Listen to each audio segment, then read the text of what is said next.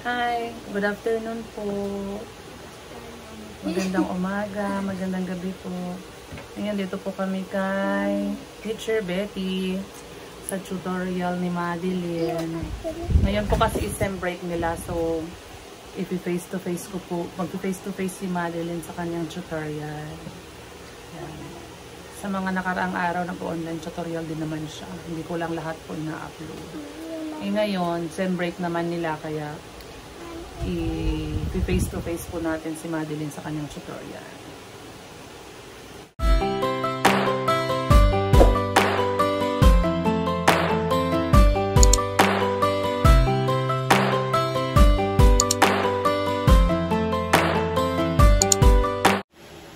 Okay, pakibasahin mo. Ang pandiwa ay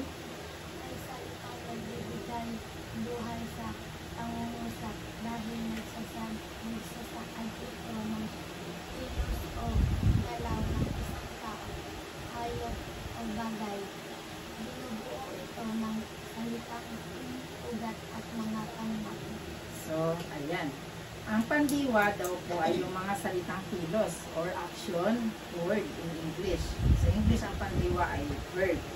So, mga salitang kilos tulad ng nagsusulat, nag-aaral, umaawit, naglalaba, nagluluto, naglalakad. Lahat yan ay salitang kilos or pandiwa.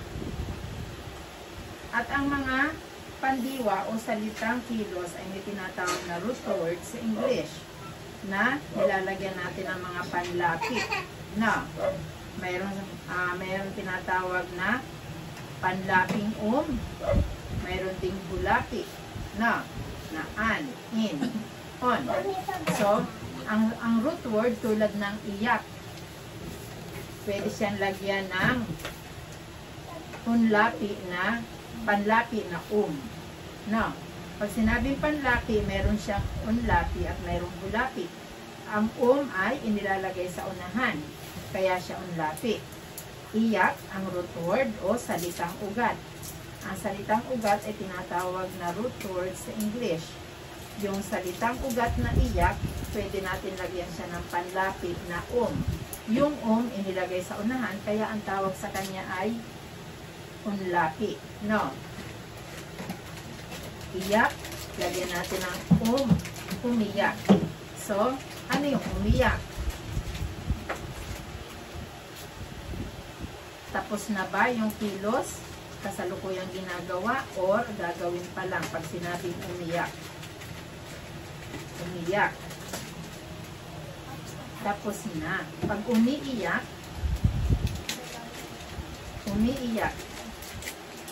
present or kasalukuyan. Sa Tagalog, sa English ay present, umiiyak. Na, pag sinabing iiyak,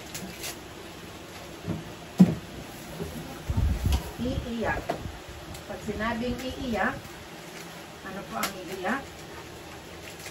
Tapos na, gagawin pa lamang or ginagawa? Iiyak. Ano po ang iiyak?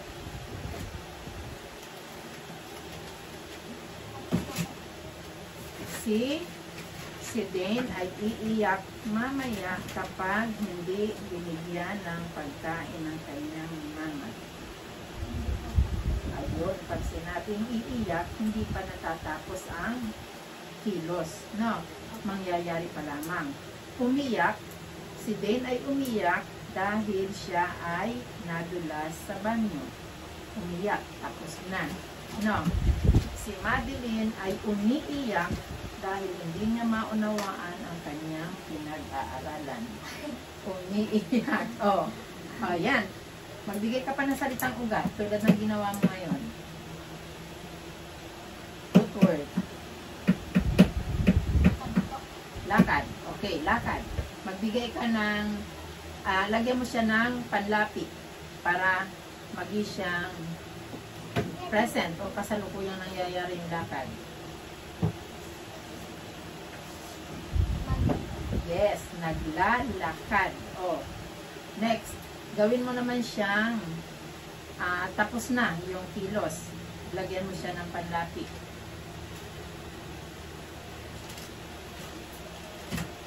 Diba? Ito yung root word. Ang panlapi, pwede may bulapit, pwede may bulapit. Ang root word mo o salitang ugat na ibinigay ay lakad. Lagyan mo siya ng panlapi para ano yung kasalukuyan. O tapos na muna, yung tapos na. Tapos na ang kilos. Lagyan mo siya ng panlapi. No, tapos na. Tapos na yung kilos. Hindi lumalakad. Lumakad. Lumakad.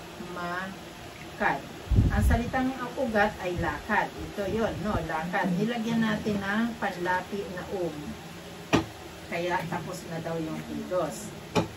Yung kasalukuyang ginagawa yung kilos, ito ang root word mo, lakad.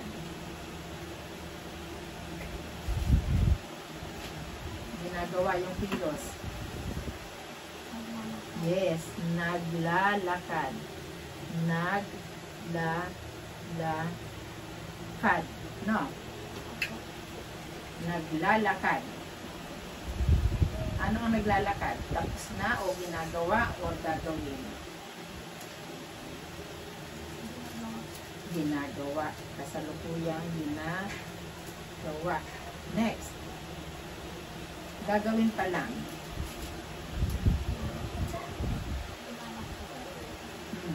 Lumalakad ay ginagawa pa rin yun. Kasalukuyan.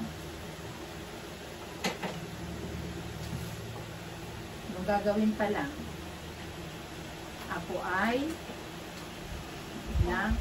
bukas pagpasok sa paaralan. Yan, lalakad o maglalakad. Lakad, ano yun? Gagawin pa lang. Or maglalakad. So, yan po yung ating tinatawag na pandiwa o verb sa English. No? Ngayon, piliin ang wastong pandiwa upang mabuo ang mga pangungusap. Okay. Piliin daw po ang wastong pandiwa upang mabuo ang pangungusap.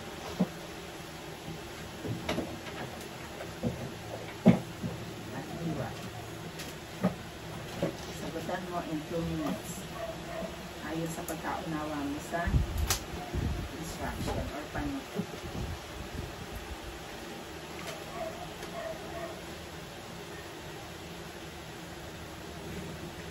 Makikita mo dyan kung tapos na ba, kung nagaganap pa lang o magaganap pa lang ang kilos.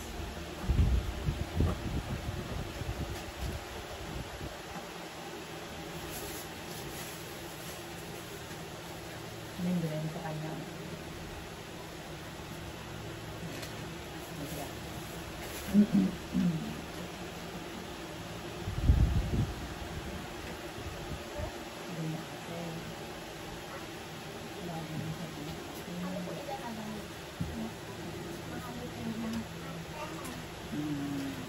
Mas maganda yung word para masanay ka.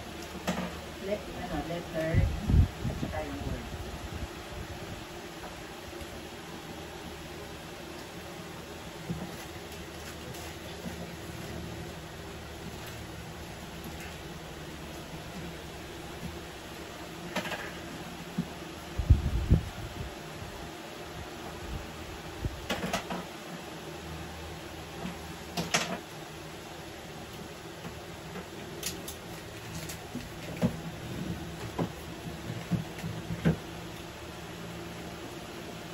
Pwede mo basahin ng malakas para mag-sukil sa isip mo. Number 1, blank ako ng buhok sa paghigo ko mamaya.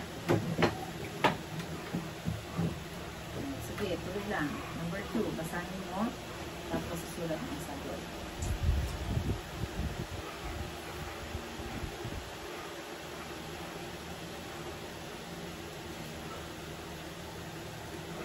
Ayos lang yan.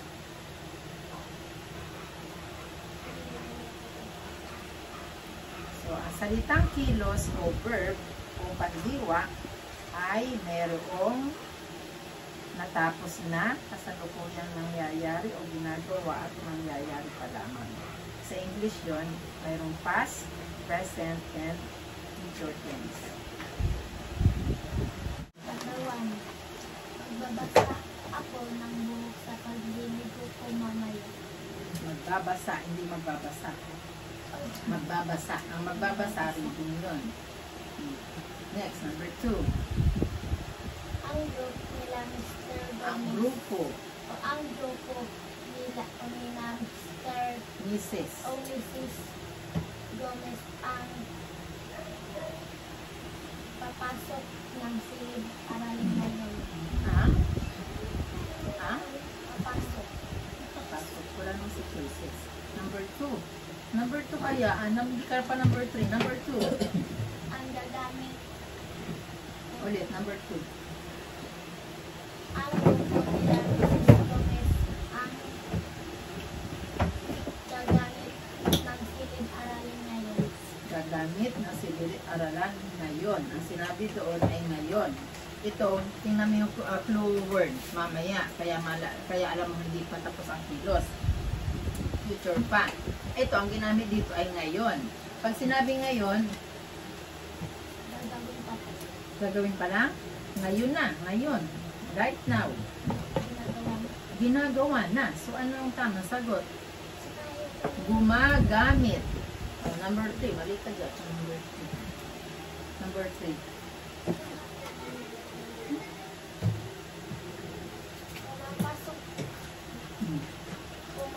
Pumapasok. Papasok.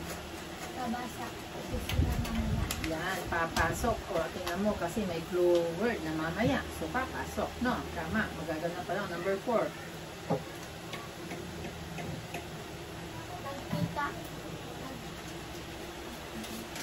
Nagkita kami ni Tita Helen noong isang linggo. Check. Noong isang linggo. Nakaraan na yon. Kaya nagkita. Number 5. Ako ay naglilinis ng sapatos araw-araw. Yan. So, naglilinis ng sapatos araw-araw. So, continuing ang action. Tuloy-tuloy. Kaya, naglilinis. Okay. 4/5. Not so bad. Ang ugat ay laro.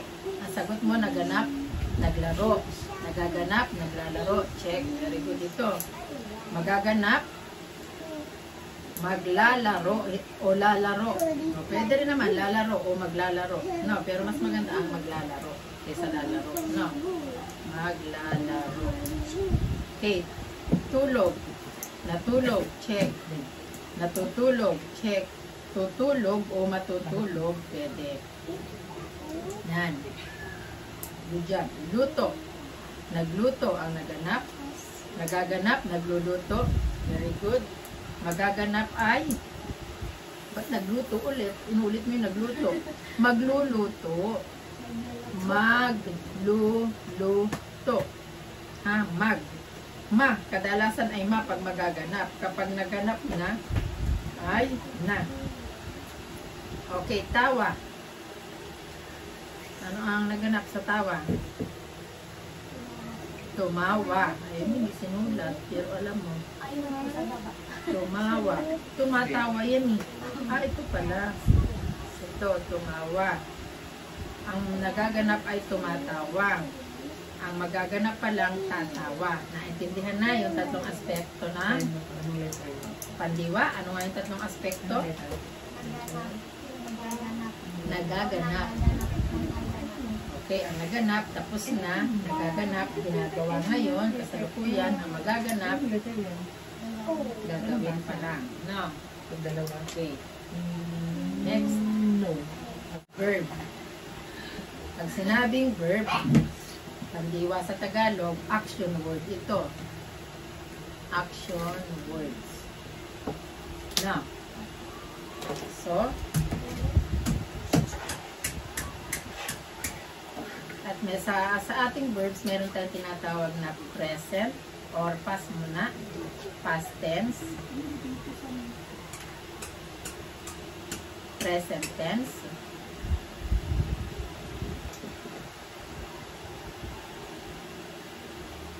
at future tense.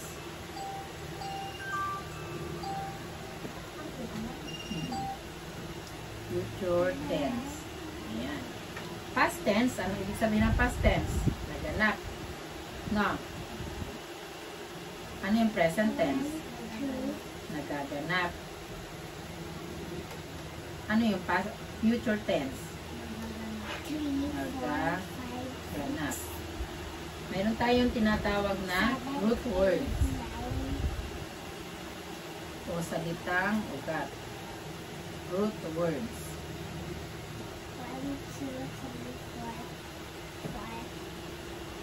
Example. Example ng root words. O, ano ba ito mga nandito kanina? Read. Basa. No, ang root word niya ay read. Ito, wait lang. Sulat natin root word.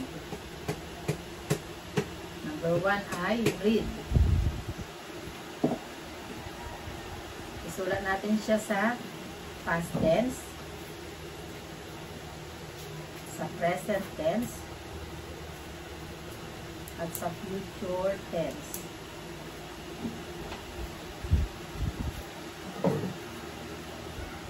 O, read. Ang root word ay read. Number 2, ano to? Laro. Play. Number 3, cook. Luto. English. Ha? Cook. Number 4, laugh. Number 5, nalakuan natin yung ito. Tulog. Sleep. Ayan. Isulat, ano daw po ang past tense ng read?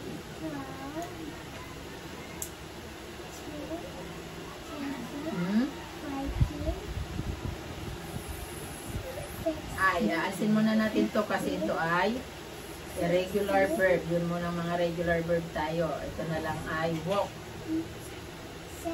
Confuse ka. Walk. No? Walk. Ano ang past tense ng walk? Yun yung pag-pass at regular verb, we have to add ed from the root word. D or ed. Walk. Magiging siyang walk. With ed. Get? Walk. Past tense yun. Ano ang present tense? We add ing to the root word para maging present tense. Walk is walking. Nag-add tayo ng ing. Tandaan mo, pag past tense at regular verb, dinadagdagan natin ng d or ed sa root word. We are going to add d or ed para maging past tense. Sa present tense, we have to add ing to make it in the form of present tense. Sa future tense, ano daw po? Will. Lalagyan natin siya ng will walk. Will walk. Okay? Next, play. Ano ang past tense?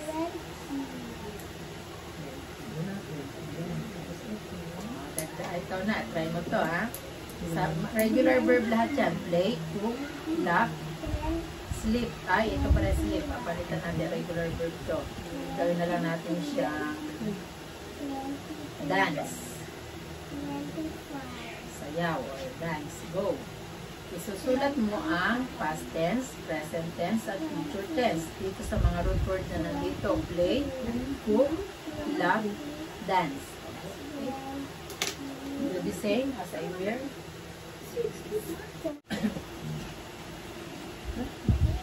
Play. Play. Ang past tense. Present tense. Playing. Future tense. Will play or pwede rin siyang gamitan ng shall. Will or shall ang idadagdag mo sa future tense, no? Will or kaya ay shall. Okay? Cook. Ano ang past tense ng cook? No. Read. Cooked. Ang sounds of ed is sometimes t, sometimes d at the end of the word. Cooked. Cooked. Past tense. Cooking. Wala siyang e. cooking. Will cook or shall cook. Laugh. Ano ang past tense ng laugh? Laugh. Laugh. Laugh. Laughing. Will laugh. Dance. Past tense ng dance. Danced. With ed. Danced. Sounds of ed is t. Danced. Dancing. Not no e. Remove e. Alisin mo yung e, then write ing. Okay? Dancing. Will dance. Okay, so past tense, present tense, future tense. Naganap, nagaganap, magaganap. Ano nga ulit ang verb? Action words. Okay. What are the three types of verb? Be present, present tense. Present tense. Hindi siya future. F. Sounds of F. Future tense. Future tense. So, there is root word sa ating verb. At po yung root word, dadagdagan lang po siya ng ed. Kapag regular verb, we have to add ed to make it past tense. ing for present tense and will or shall for future tense. Para po yun sa regular verb. Before, yun po yung nilalagyan lang ng ed para maging past tense. Nilalagyan ng ing para maging present tense. At will and shall for the future tense. Yun yung mga regular verb. Ano naman ang irregular verb? Ito ay example ng mga regular verbs.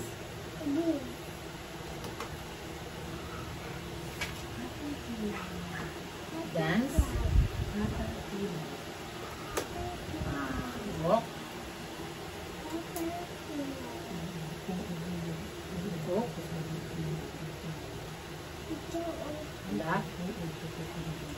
What else? Talk. Yan yung mga nilalagyan lang ng ed. Next is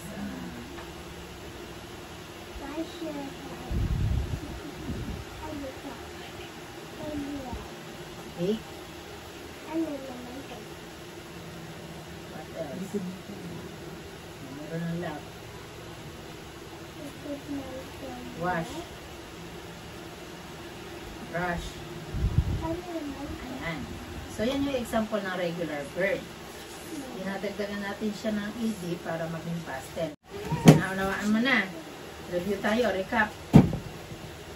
Ano yung tatlong aspekto ng pandiwa? Ano nga muna ang pandiwa? Ang pandiwa daw ay, ano po? Ano ang pandiwa? Salitang kilos. O sa English ay verb. So, ano yung tatlong aspekto ng pandiwa?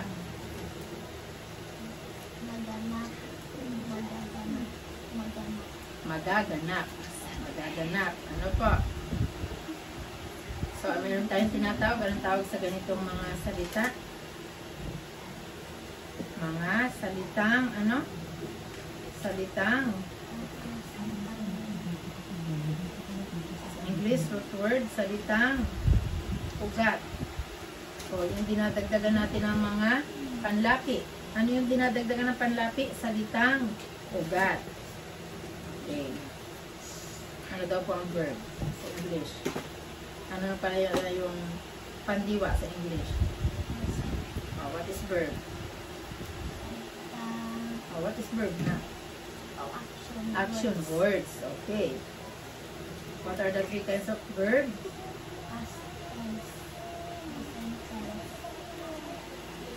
Future tense. Okay. So, yun yung naganap, nagaganap, at magaganap. Ano naman po yung tinatawag natin salitang ugat sa English? Root word. Yun yung ating nilalagyan ng mga panlapi. Okay. So, sa sa regular verb, to make it past tense, ano ang ilalagay natin? Anong dadagdag natin sa root word? Ed. Sa present tense, ano idadagdag natin para maging present tense?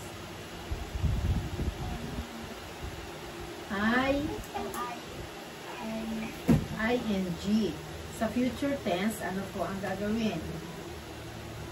Meron siyang will or shall before the verb. Ano po? Okay.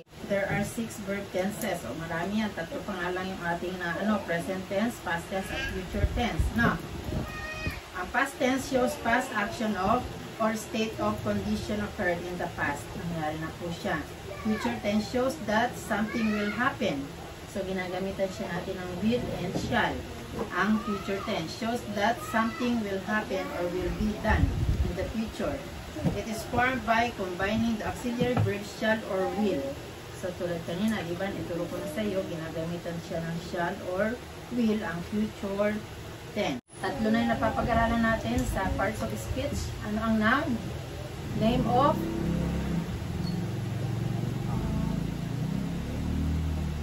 ay, noon yan. O, hindi natin yung pinag-aralan ngayon. Pero nung nakalipat, nung last, natin yan. Topic. Online natin. Ano ang noun? Name of?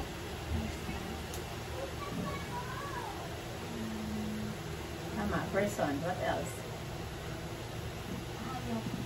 O, ano yung hayop? Animals? Animals. Bagay. Things? Pangyayari, events, ano pa? Places, lugar, yan ang noun. What are the 2 kinds of noun? Common noun and proper noun. Sa Tagalog yun ay pangalan. At yung dalawa pong unang pangalan ay yung ano pa, diwa? Yung dalawang anong pangalan? Pambalana at pantangi at pambalana. O, diba? Yung common noun at proper noun. Yung nagsisimula sa capital letter at sa small letter. Yung specific at saka general. Kunwari, student. Common noun yun. Or, pambalana. Ano naman yung specific? Si Madeline. Student si Madeline. Yun ang proper noun. Nagsisimula sa capital letter, yung Madeline. Nalimutan mo na ulit pa. Or na ano lang, star-struck sa tanong. Noun yun ha, noun, pangalan. Meron tayong tinatawag na pantangi at pambalana. Tanda na, nare-refresh mo. Pantangi. Specific yung pantangi. Nagsisimula sa capital letter. Pero kunwari, sinabi, barangay. Maraming barangay. O small letter lang ang barangay. Susulat sa small letter. Pag sinabing Tartaria, specific na yon. Common noun o pantangi. Ano yun? Nare-review lang kita. Ano yung sunod natin pinag-aralan? Ang pandiwa or ano sa English ang pandiwa? Verb. O yan. Okay, ang pandiwa, mayroon po tayong tinatawag na salitang ugat o root word. Mayroon 3 aspekto ng pandiwa. Naganap, nagaganap, magaganap. Ano yun sa English? Past tense. Of present tense. at saka future tense. O, ayan.